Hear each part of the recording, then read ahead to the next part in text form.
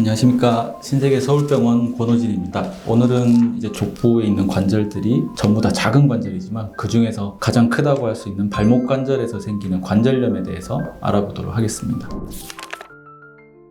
보통 이제 정형외과에서 관절염 환자분들이 상당 부분을 차지하고 있는데요. 상지 쪽으로는 사실 관절염이 그렇게 많지를 않아요. 많이 있는 게 이제 손가락, 손을 많이 쓰니까. 그 다음에 손목은 잘 안 오고, 팔꿈치도 쓰지만 그렇게 빈도성 많지 않고, 그리고 어깨 쪽에 힘줄이 닳아서 이제 관절염까지 진행되는 분들, 이런 식으로 있지만 사실 하지 쪽, 다리 쪽의 관절염에 비하면 빈도가 훨씬 낮다고 볼 수 있습니다. 주로 관절염 환자들 중에 가장 많은 건 이제 무릎 환자들. 그 다음으로 이제 고관절이나 발목 쪽에 생길 수 있는데, 상대적으로 체중 부하는 고관절, 무릎, 발목 다 하지만 발목 쪽에 이제 빈도가 적은 이유는, 발목은 일단 관절 생긴 모양을 보면 일단 작습니다. 뼈로 이게 둘러싸여서 상당히 안정적인 관절이기 때문에 우리가 사용을 하면서 닳는 경우가 그렇게 많지 않아요. 그래서 상대적으로 무릎이나 이렇게 운동 범위가 많은 관절에 비해서 관절염이 조금 빈도상으로 적은 편이고, 대신에 이렇게 딱 맞춰져 있는 관절인데 뭔가 이벤트가 생겼을 때, 예를 들어서 다치고 나서 골절이 있었다든가 이런 게 있으면은 그 안정성을 깨트리는 상황이 생기면서 급속도로 관절염이 진행될 가능성이 높은 관절이라고 할 수 있습니다. 진단은 똑같습니다. 뭐 다른 부위 관절이랑 동일하게 당연히 검진을 먼저 해보고 영상 검사 찍어서 이제 연골이 다른 정도, 이제 관절 간격이 어떻게 되는지 이런 것들 종합해서 이제 관절염 진단을 하게 되고요. 사실 진단이 그렇게 어려운 건 아니기 때문에 초기 관절염은 조금 애매할 수 있지만 어느 정도 진행된 관절염은 웬만큼 족부를 보시는 선생님들이라면 충분히 진단을 할 수 있을 거라고 생각이 됩니다.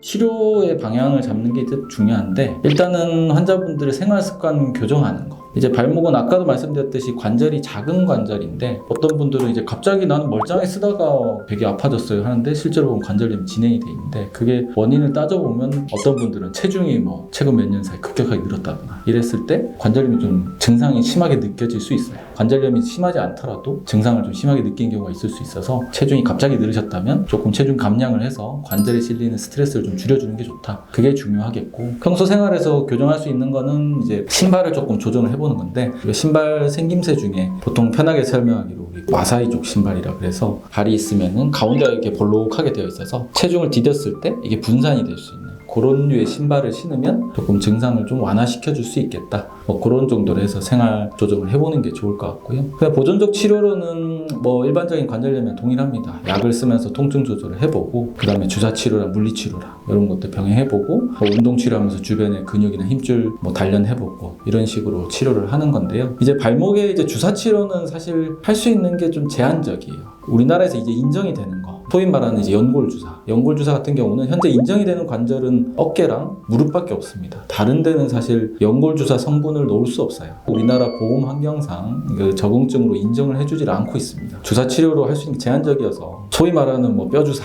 스테로이드를 약간 섞어서 놓은 스테로이드 주사나 아니면 관절에 놓는 프롤로 주사, 아니면 뭐 DNA 주사 같은 거, 이런 것들을 하면서 통증 조절하는 치료, 그런 것들을 해볼 수 있겠고요. 단계로 따졌을 때 1, 2단계를 초기, 3, 4단계를 이제 중기 말기쯤으로 본다면 3단계 이상 넘어가면은 이제 조금 적극적인 치료를 좀 고려를 해봐야겠죠. 환자분이 걸을 때 불편하고 하니까. 크게 나눴을 때 본인 관절을 쓸 수 있는 관절 보존 수술, 말기가 됐을 때는 재관절을 쓰기가 어려우니까 그때 이제 말기 관절염 때 사용하는 이제 관절 유압술 또는 인공관절술, 크게는 이제 세 가지 분류로 나눠볼 수 있겠습니다. 이제 어쨌건 내 발목을 쓰는 게 가장 좋으니까 관절 보존 수술을 하는 경우에 대해서 먼저 설명을 드리면, 우리 몸에서 다리 쪽에 관절염이 있을 때 다리의 정렬을 이제 바로잡아 준다는 게 전체적인 개념입니다. 소위 말해서 우리가 무릎에서는 오다리로 휘어 있으니까 그 휘어 있는 걸 교정한다. 발목도 마찬가지거든요. 발목도 이렇게 바로 디뎌지면 좋지만 이런 식으로 디뎌지는 분들도 있고, 뭐 이렇게 디뎌지는 경우도 있고, 다양한 형태로 다리 정렬 때문에 이렇게 휘어져서 디뎌지는 경우가 있기 때문에 그거를 좀 바로잡아 준다라는 개념으로 관절 보존 수술을 하는 건데요. 발목에 대해서 치료하기 전에 상부, 그러니까 발목보다 위에, 보통 이제 무릎에 해당되는데, 이제 위에가 많이 휘어 있다, 위에가 관절염이 심하고 위쪽이 뭐 많이 변형이 있다 그러면 그쪽부터 먼저 치료하셔야 돼요. 발목을 하고 나서 나중에 무릎을 교정을 하면 발목 정렬이 다시 틀어집니다. 물론 무릎이 멀쩡한데 그냥 휘어 있으면 따로 그런 거 교정하거나 그러진 않는데, 무릎 문제도 있고 발목 문제도 있는데 변형이 위쪽에서부터 시작된 거다 그러면 반드시 위쪽을 먼저 치료를 하고 그 다음에 발목을 치료해야 된다. 그게 일단 대원칙이긴 하고요. 그 다음에 이제 발목에 국한해서 봤을 때, 보통 이제 발목 관절염 있을 때 관절 보존 수술을 많이 하는 건 결국은 절골술입니다. 절골술이라는 건 뼈를 이제 끊어가지고 교정을 한다는 얘기거든요.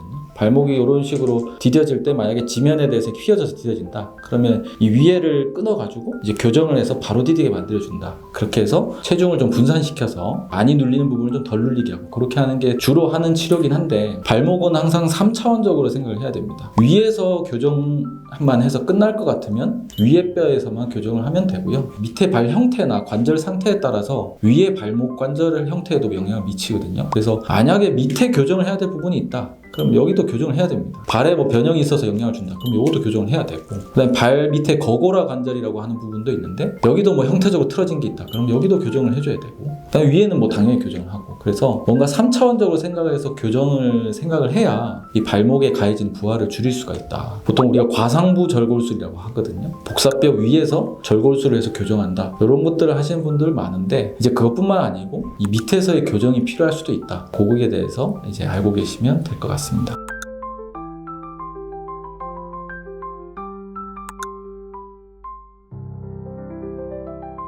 그래서 관절 보존 수술은 다양한 수술을 이것저것 이제 해서 발을 좀 편하게 만들어 본다는 개념이니까 그런 식의 관절 보존 수술을 하는 경우도 있다. 이제 보통 그런 관절 보존 수술은 욕심내서 하면 이제 3단계 후반기 정도까지에서도 시도를 해볼 수 있는데 이제 말기가 되면 사실 이제 치료 대안이 없어요. 뼈가 갈려나가고 연골이 다 다른 상태가 되면은 그 다음부터는 관절 보존 수술해서 아무리 정렬을 교정을 해도 결국은 이제 뼈가 갈려나가는 통증을 막을 수가 없어서 그게 효과가 없기 때문에 최종 단계 수술을 고려를 해야 되는데요. 이제 아까도 말씀드렸듯이 최종 단계 수술은 유압술, 인공관절 이렇게 있는데 저 개인적인 치료 경험이랑 뭐 선호도 문제이긴 하지만 이제 유압술을 조금 더 많이 하는 편입니다. 근데 이게 뭐 제가 많이 하고 싶어서 많이 하는 게 아니고 아까도 말씀드렸듯이 발목 관절은 관절염 형태가 엄청 다양하고 변형도 다양하게 생기는데 아까 관절 보존 수술할 때도 말씀드렸듯이 여기 관절에 영향을 미치는 게 위에뿐만 아니고 밑에도 있다 이렇게 얘기 드렸는데 인공관절 수술은 여기만 갈아 끼우는 거거든요. 여기 상에 있는 관절 연골이랑 뼈를 절삭을 해서 인공물을 갈아 끼우는 건데 이렇게 갈아 끼우고 나도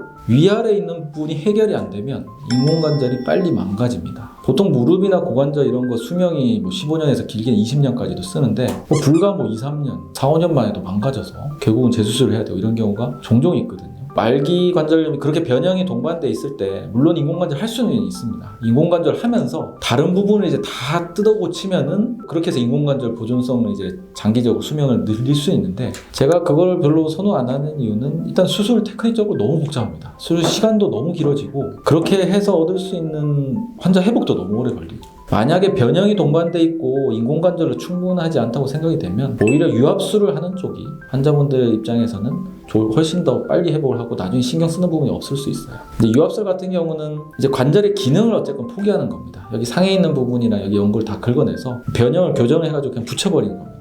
돌덩어리로 만들어버리니까 아플 수 있는 부위를 없애는 거죠. 다만 이제 여기가 고정이 되면 나머지 관절들이 일을 많이 하니까 통증도 약간 있을 수 있고 기능이 좀 떨어지니까 불편해요. 특히 이제 경사진길 걸을 때, 뭐 계단 걸을 때 이럴 때 발목이 이게 들어 올려지고 이런 게 안 되니까 조금 생활이 약간 불편할 수 있는데 환자분들한테 편하게 제가 말씀드리기로는 원래 젊었을 때 한 100점 정도면 유압술 하고 나면 한 60, 70점 정도 관절이 되니까 통증은 확 줄어들고 기능은 좀 떨어지지만 생활하는데 크게 문제는 없을 겁니다. 그렇게 설명을 드립니다. 유압술 같은 경우는 특히 이제 40, 50대 아까 말씀드렸듯이 골절이나 이렇게 외상이 있으면서 외상 후 관절염이 생긴 분들은 유압술을 적극적으로 더 하게 되는데 오히려 그런 분들 유압술 하고 나서 뭐 가벼운 운동, 몸 활동이 필요한 직업 활동 이런 것들도 가능한 정도가 되기 때문에 유압술에 대해서 뭐 너무 거부감을 가지시거나 그러실 필요는 없고 그리고 이제 적절한 관절염 형태에서 이제 인공관절 할 만하면 이제 당연히 인공관절 하는 것도 충분히 좋은 치료가 될 수 있다고 생각을 합니다.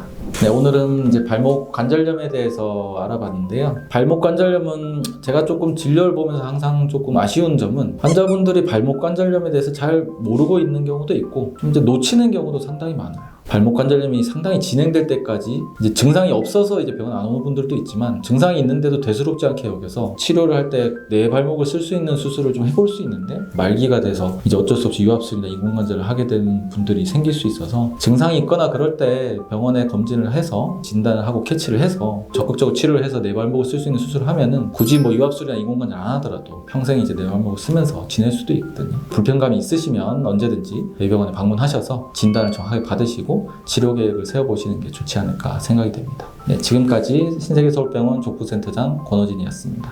감사합니다.